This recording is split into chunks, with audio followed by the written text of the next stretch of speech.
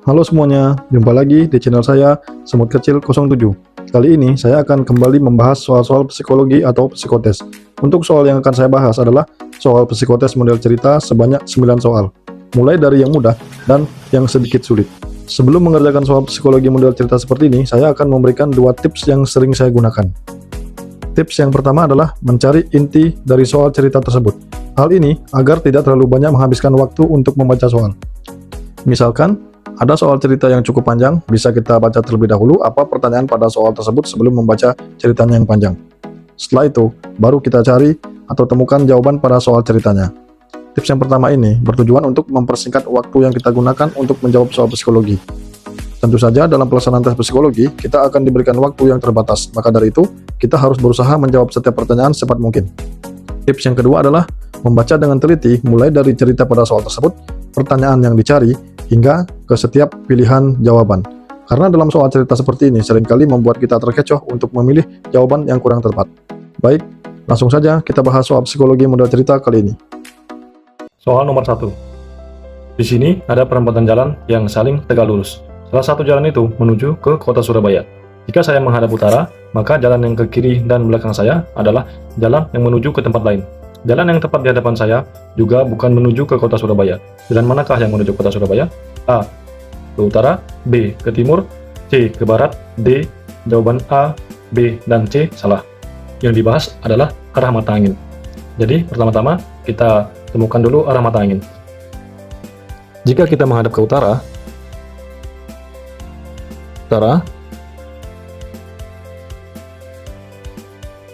maka di sebelah kanan kita adalah arah ke timur.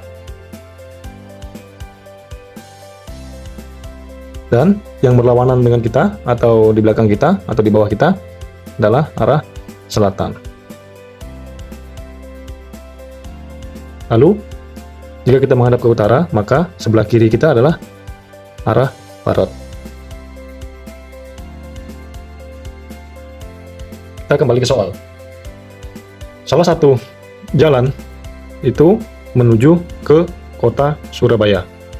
Jika saya menghadap utara, maka jalan yang ke kiri dan belakang saya adalah jalan yang menuju ke tempat lain.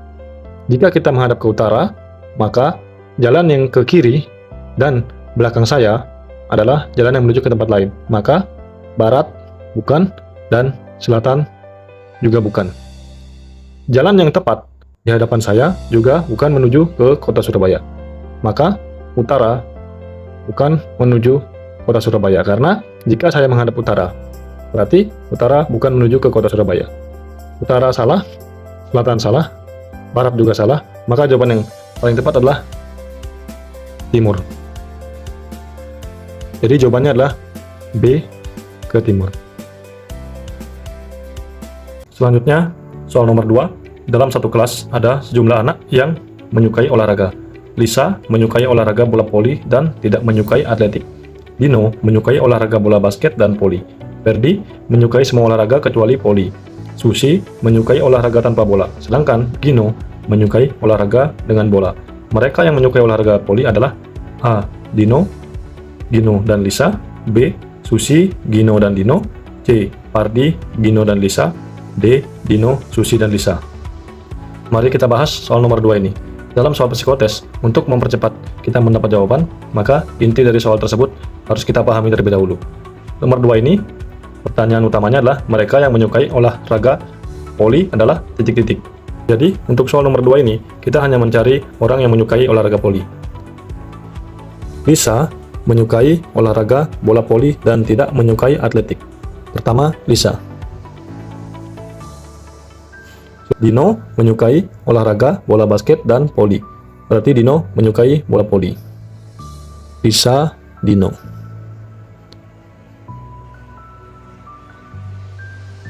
Ferdi menyukai semua olahraga kecuali voli. Berarti Ferdi tidak termasuk. Selanjutnya, Susi menyukai olahraga tanpa bola. Susi menyukai olahraga tanpa bola karena bola voli menggunakan bola. Berarti Susi tidak menyukai olahraga bola voli. Sedangkan Dino menyukai olahraga dengan bola. Voli adalah olahraga yang menggunakan bola. Berarti Dino menyukai olahraga voli. Dino.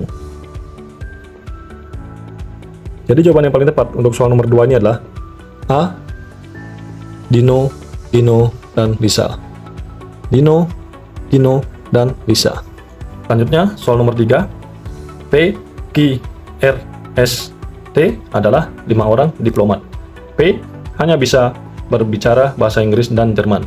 Q hanya berbicara dalam bahasa Perancis, Jepang, dan Cina. R hanya dapat berbicara bahasa Jerman. S hanya berbicara dalam bahasa Inggris, Jepang, dan Cina. T hanya dapat berbicara dalam bahasa Perancis dan Jerman. Satu-satunya pasangan diplomat yang harus menggunakan penterjemah dalam berkomunikasi adalah A. P dan R, B. Q dan R, C. R dan T, D. Q dan S. Untuk soal nomor 3 ini, mari kita bahas satu persatu. P hanya dapat berbicara bahasa Inggris dan Jerman. P dengan Inggris dan Jerman. Selanjutnya, Q hanya berbicara dalam bahasa Perancis, Jepang, dan Cina. Q. Perancis, Jepang, dan Cina. Selanjutnya, R hanya dapat berbicara bahasa Jerman. S hanya berbicara dalam bahasa Inggris, Jepang, dan Cina. Inggris, Jepang, dan Cina. Selanjutnya, T hanya dapat berbicara dalam bahasa Perancis dan Jerman. Perancis dan Jerman. Kita kembali ke soal. Satu-satunya pasangan diplomat yang harus menggunakan penterjemahan dalam berkomunikasi adalah A. P dan R. P Inggris dan Jerman. R Jerman. Jadi bukan Q dan R. Q bahasa Perancis, Jepang, dan Cina. R bahasa Jerman. Antara Q dan R tidak ada satu bahasa. Jadi jawaban yang mungkin benar adalah B. Selanjutnya R dan T. R bisa menggunakan bahasa Jerman, T juga bisa menggunakan bahasa Jerman. Jadi bukan jawabannya. Selanjutnya D, Q, dan S. Q dan S sama-sama bisa menggunakan bahasa Jepang dan bahasa Cina. Jadi bukan jawabannya. Maka jawaban yang paling tepat untuk nomor 3 ini adalah B, Q, dan R. Nomor 4. Dari kata-kata yang di bawah ini, maksudnya tidak bermakna abstrak. A. Malaiha merasa terikat akibat keputusan yang tidak jelas itu. B. Orang yang tidak berusaha sesungguhnya telah kalah sebelum berjuang. C. Ketajaman analisis intelijen detasemen 88 anti teror sungguh mengagumkan. D. Forum kecantikan Dian Gitaya sangat mempesona. Untuk soal nomor 4 ini, kita harus memahami dulu apa arti dari kata abstrak. Dalam soal ini, yang dimaksud dengan abstrak adalah tidak berwujud ataupun tidak berbentuk. Dari soal nomor 4 ini, yang dicari adalah kata-kata yang tidak bermakna abstrak. Berarti kata-kata yang nyata atau berwujud. Kita bahas mulai dari nomor A. Malaiha merasa terikat akibat keputusan yang tidak jelas itu. Merasa terikat akibat keputusan tidak jelas itu bermakna abstrak karena tidak nyata atau tidak berwujud. Orang yang tidak berusaha sesungguhnya telah kalah sebelum berjuang. Tidak berusaha telah kalah sebelum berjuang. Ini juga bermakna abstrak, berarti bukan jawabannya. Ketajaman analisis intelijen detasemen 88 anti teror sungguh mengagumkan. Ketajaman analisis sungguh mengagumkan. Juga bermakna abstrak atau tidak berwujud. Nomor D. Forum kecantikan Dian Gitaya sangat mempesona. Dalam jawaban nomor D ini terdapat kata forum. Forum ini adalah kata yang tidak bermakna abstrak. Forum ini nyata atau berwujud. Penjelasan terkait forum adalah wadah, lembaga, atau tempat pertemuan untuk bertukar pikiran. Berarti bukan bermakna abstrak. Jadi jawaban untuk nomor 4 ini adalah D. Nomor 5. Di sebuah pasar, harga daging lokal mahal dari harga beras. Harga beras lebih mahal dari harga sayur mayur. Dan daging impor adalah yang paling mahal. Jika demikian, dapat disimpulkan A. Sayur mayur lebih mahal dari daging lokal. B. Daging lokal lebih mahal dari daging impor. C. Daging impor lebih mahal dari daging lokal. D. Beras lebih mahal dari daging impor. Mari kita bahas. Harga daging lokal mahal dari harga beras. Daging lokal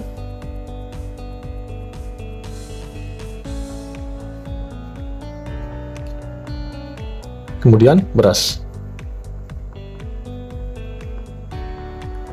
Selanjutnya, harga beras lebih mahal dari harga sayur mayur. Beras, kemudian di bawahnya sayur mayur. Dan daging impor adalah yang paling mahal. Berarti daging impor posisinya adalah paling atas. Daging impor. Jadi urutannya adalah daging impor, daging lokal, beras, dan sayur. Jika demikian, dapat disimpulkan A. Sayur mayur lebih mahal dari daging lokal. Sayur mayur berada di bawah daging lokal. Bukan jawabannya. B. Daging lokal lebih mahal dari daging impor. Daging lokal berada di bawah daging impor. Berarti bukan jawabannya. C. Daging impor lebih mahal dari daging lokal. Daging impor berada di atas daging lokal. Berarti kemungkinan ini adalah jawabannya. D. Beras lebih mahal dari daging impor. Posisi beras berada di bawah daging impor. Jadi bukan jawabannya. Untuk soal nomor 5 ini, jawabannya adalah C. Daging impor lebih mahal dari daging lokal. Nomor 6, hanya orang kaya bisa membeli mobil. Agustina adalah orang yang membeli mobil. Orang ini tidak kaya. Jadi A. Orang ini adalah Agustina. B. Orang ini bukan Agustina. C. Agustina tidak kaya. D. A, B, dan C bukan jawaban yang benar. Poin yang terpenting adalah orang ini tidak kaya. Jadi, tik 2. Pilihan nomor A, orang ini adalah Agustina. Agustina adalah orang yang membeli mobil, maka Agustina merupakan orang kaya karena hanya orang kaya bisa membeli mobil. Berarti Agustina adalah orang kaya. Bukan jawabannya, karena yang dicari adalah orang ini tidak kaya. Orang ini bukan Agustina. Bisa jadi karena Agustina ini adalah orang kaya. Orang ini tidak kaya, berarti kemungkinan orang ini adalah bukan Agustina. Agustina tidak kaya. Karena Agustina adalah orang yang membeli mobil, berarti Agustina adalah orang kaya. Berarti bukan jawabannya. A, B, C bukan jawaban yang benar, juga salah. Jadi jawaban untuk nomor 6 ini adalah B. Orang ini bukan Agustina, karena Agustina adalah orang kaya yang bisa membeli mobil. Soal nomor 7. Setiap upacara bendera di sekolah dasar, pengaturan baris dilakukan sebagai berikut. Kelas yang bertindak sebagai petugas upacara berbaris menghadap barat. Kelas yang tertua akan berbaris menghadap matahari terbit. Sedang sisa kelas yang lain menghadap tiang bendera ke arah utara. Barisan kelas yang menghadap utara diatur sedemikian rupa sehingga barat ke timur berturut-turut adalah kelas termuda sampai kelas tertua. Jika petugas upacara hari ini adalah kelas 3, maka urutan yang menghadap utara dari timur ke barat adalah A. 3, 5, 4, 2, B. 6, 5, 4, 2, C. 5, 4, 2, 1, D. 3, 4, 5, 3. Mari kita bahas. Kelas yang bertindak sebagai petugas upacara berbaris menghadap barat. Petugas upacara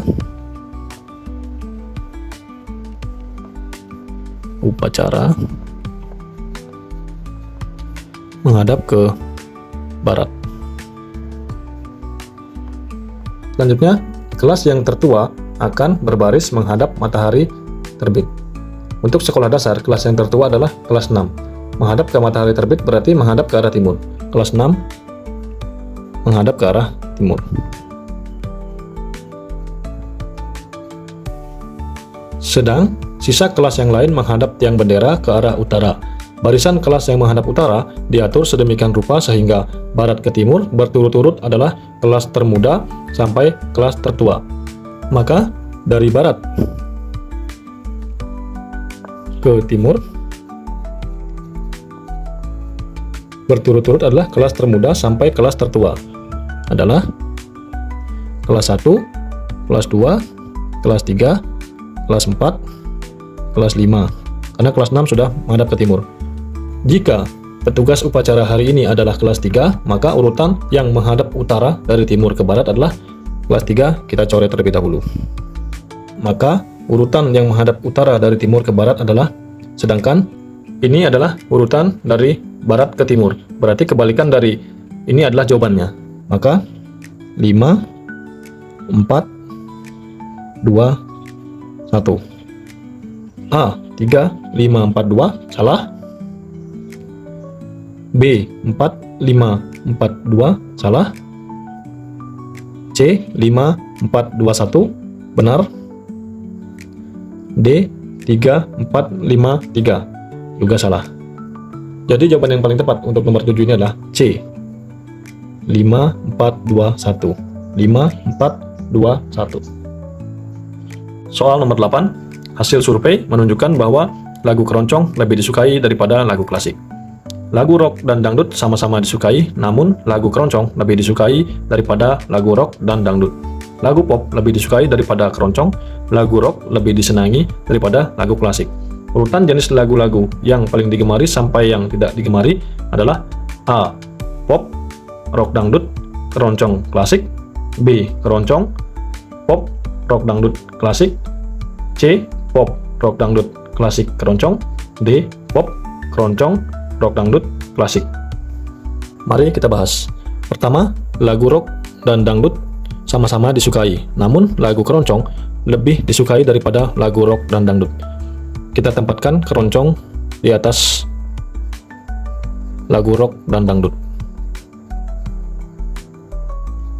Rock dan dangdut. Selanjutnya, lagu pop lebih disukai daripada keroncong. Berarti posisi lagu pop adalah di atas lagu keroncong. Maka kita tempatkan di atasnya keroncong. Pop. Lagu rock lebih disenangi daripada lagu klasik. Berarti lagu klasik berada di bawah lagu rock karena lagu rock lebih disenangi daripada lagu klasik. Maka kita sudah ketemu urutannya. Pertanyaannya adalah urutan jenis lagu-lagu yang paling digemari sampai yang paling tidak digemari. Berarti urutannya dari atas ke bawah. Pop, keroncong, rock dangdut, dan klasik. A. Pop, rock dangdut, keroncong klasik. Salah. B. Keroncong. Jelas salah. C. Pop, rock dangdut, klasik, keroncong. Juga salah. Lalu D. Pop, keroncong, rock dangdut, klasik. Jawaban yang paling tepat adalah D. Soal nomor terakhir yaitu nomor 9. Kiai Haji Abdurrahman Wahid atau Gus Dur adalah putra kandung Kiai Haji Wahid Hasyim. Kalimat manakah yang tidak berhubungan langsung dengan kalimat di atas adalah A. Gus Dur adalah pernah menjadi Presiden Republik Indonesia. B. Pada diri Gus Dur mengalir darah Kiai Haji Wahid Hasyim. C. Kiai Haji Wahid Hasyim adalah ayah Gus Dur. D. Gus Dur adalah keturunan Kiai Haji Wahid Hasyim. Untuk soal nomor 9 ini, yang kita cari adalah kalimat manakah yang tidak berhubungan langsung dengan kalimat di atas. A. Gus Dur adalah pernah menjadi Presiden Republik Indonesia.